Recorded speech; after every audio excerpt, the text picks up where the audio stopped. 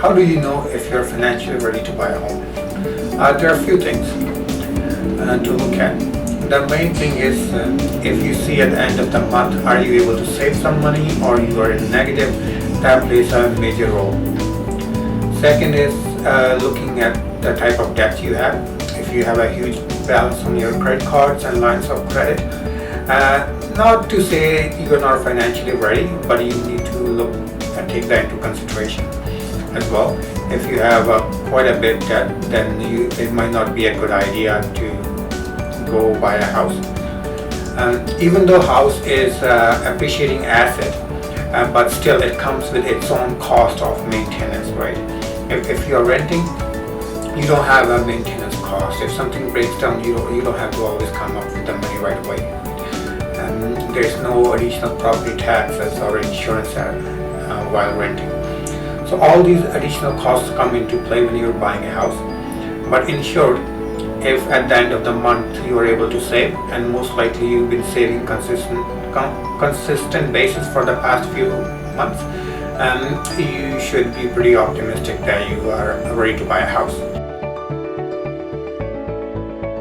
So if you are planning to buy a new vehicle or expensive vehicle, it's always better to buy a house before buying a vehicle, because the monthly payment on the vehicle will affect drastically for the amount you're going to qualify for the house, right?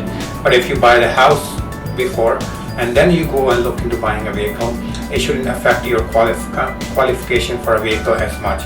The reason is just that two different criteria for getting approval.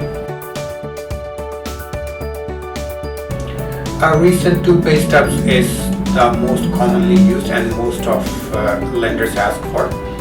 And the pay stubs need to confirm your income and the hours you're working.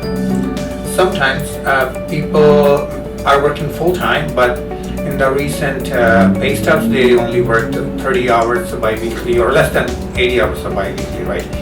So either you write an explanation why you've been working lower hours, or wait till you have a full 80-hour pay stub and send those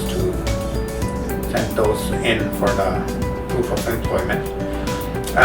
You will also need a letter of employment confirming it's a part-time job or a full-time job, but that could be always done later on at the time of approval. For pre-approval, just the pay stubs are good enough.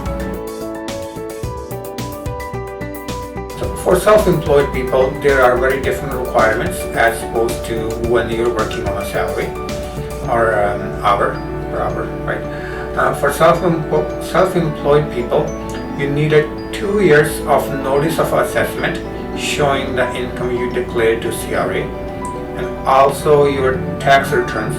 Tax returns are the T1 generals, the document you file at the time of filing a taxes. So most of the time your accountant will have a copy if you don't have it, but they need a copy of last 2-year tax returns and the notice of assessment. Also confirmation if you owe any taxes that's been paid. If you owe any kind of taxes to CRA, those needs to be paid off. That's the general requirements for self-employed. Now, with self-employed people, it's a whole different world. Sometimes, they don't show enough income on the tax returns, so they have also another options to use to bump up their income. In that case, you're gonna need your 6 months bank statements in addition to 2-year tax returns and notice of assessment.